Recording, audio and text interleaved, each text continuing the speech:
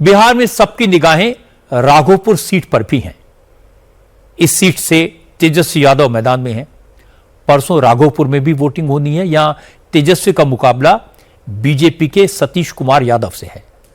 आज राजनाथ सिंह ने राघोपुर में सतीश कुमार यादव के लिए कैंपेन किया।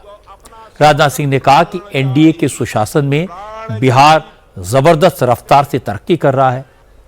महागठबंधन के लोग झूठे वादे करके लोगों को जाति और मजहब के नाम पर भड़काकर सत्ता में आने का सपना देख रहे हैं, लेकिन बिहार के लोग जानते हैं अगर आरजेडी की वापसी हुई तो फिर से बिहार में कट्टा बंदूक का राज होगा।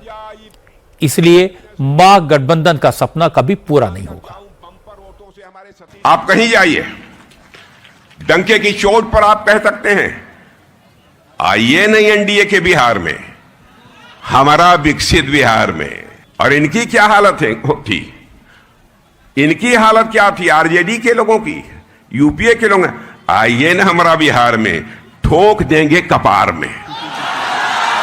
ये लोग समाज को हिंदू मुस्लिम के आधार पर बांटकर सरकार बनाना चाहते हैं। कोई यह बतला दे, मुसलमान भी, कोई भी यह बतला दे, जो भी सहायता चाहे हमारी राज्य सरकार यहां बिहार की हो, नीतीश जी की, चाहे केंद्र की मोदी जी की सरकार हो,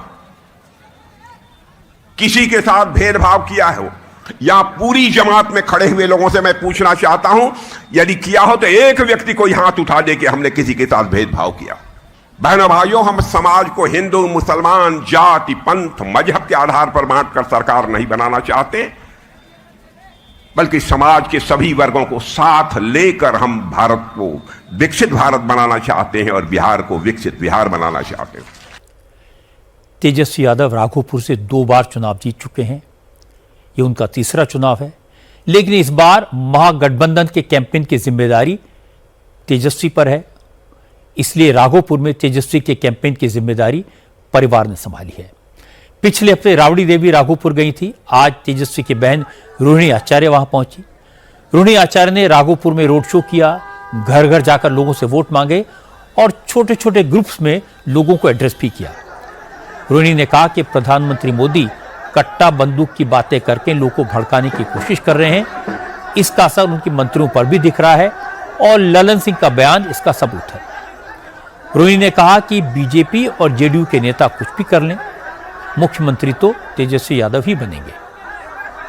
भारत का कितना बड़ा दुर्भाग्य है कि देश का प्रधानमंत्री ऐसी गंदी भाषा का इस्तेमाल कर रहा है, अभद्र भाषा के इस्तेमाल कर, वो अपने साथियों को उकसा रहे हैं कि तुम लोगों को कट्टा लेकर के उपद्रव करो, पूरा सत्ता संरक्षण में जाकर के वोट देने मत दो गरीबों को अक़लियतों का वोट छीनो। ये लोग उसी राह पे हैं जो पहले ये लोग सामंतवादी लोग जो राह पे था कि हर एक गरीब को दबा करके रखना, उनका वोट का अधिकार छीन करके अपना वो लोग सरकार बना करके रखते थे। तो ये भी वही काम कर रहे हैं, कट्टा बोल करके कट्टा। और इन्होंने अपने केंद्रीय मंत्री को उकसाया है और केंद्र मंत्री भरी सभा में सबको जाकर के वो उकसा रहे हैं अपने समर्थकों को कि जो भी राष्ट्रीय जनता दल को वोट देगा उसको हाथ पैर बांध करके दरवाजा बंद करके घर में रखो। ललन सिंह ने बोला है कि नहीं बोला है? चुनाव आयोग भी यही साबित कर दिया कि वो हाँ बीजेपी का दामाद है, तभी वो एक्शन नहीं ले रहा है। इस बार मुझे पूरा विश्वास है कि बिहार की जनता रोजगार देने वाली सरकार ला रही है, भाई तेजस्वी को मुख्यमंत्री बना रही है। मजे की बात ये, तेज प्रताप यादव ने भी राघोपुर में तेजस्वी के खिलाफ कैंडिडेट उतारा है। आज तेज प्रताप ने कहा कि बहनों के कैंपेन से कुछ नहीं होगा, तेजस्वी यादव बच्चे हैं, चुनाव के बाद परिवार के लोग उनको झुंझुना थमा देंगे।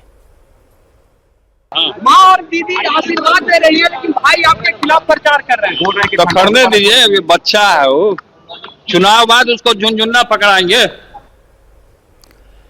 लेकिन तेजस्वी यादव को राघोपुर की फिक्र नहीं है। वो महागठबंधन के उम्मीदवारों के लिए एक दिन में 10 से 15 छोटी छोटी रैलियां कर रहे हैं। सुबह सुबह घर से निकलते हैं। लेकिन आज तेजस्वी ने कैंपेन पर निकलने से पहले एक बड़ा दांव खेला। उन्होंने ऐलान किया कि अगर 14 नवंबर को महागठबंधन की जीत हुई तो 2 महीने के बाद 14 जनवरी 2026 को मकर संक्रांति के दिन बिहार की सभी महिलाओं के अकाउंट में 30,000 रुपए की राशि पहुंचेगी। 2,500 रुपए प्रति महीने के हिसाब से साल भर का इकट्ठा पैसा महिलाओं के अकाउंट में ट्रांसफर किया जाएगा। हम लोगों की सरकार जो है बनने जा रही है और सरकार बनते ही आप सब लोग जानते हैं कि मकर संक्रांति का जो दिन है, यानी खरवास के बाद मकर संक्रांति आता है, हिंदुओं के लिए जो है नया साल के तौर पर लोग देखते हैं। दही चूड़ा जो है हम लोग खाते हैं, यानी 14 जनवरी को होता है।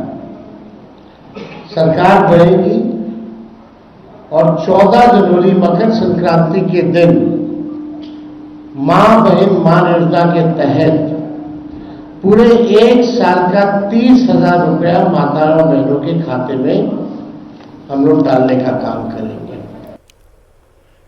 तेजस्वी ने आज फर्स्ट फेज का कैंपेन खत्म होने से ठीक पहले जिस तरह महिलाओं के अकाउंट में 30,000 रुपए ट्रांसफर करने, धान की कीमत एमएसपी से 300 रुपए प्रति क्विंटल ज्यादा देने और गेहूं की कीमत एमएसपी से 400 रुपए प्रति क्विंटल से अधिक देने का वादा किया। जिस तरह किसानों के बिजली के बिल जीरो करने की बात कही, उससे लगता है तेजस्वी यादव परेशान तो हैं।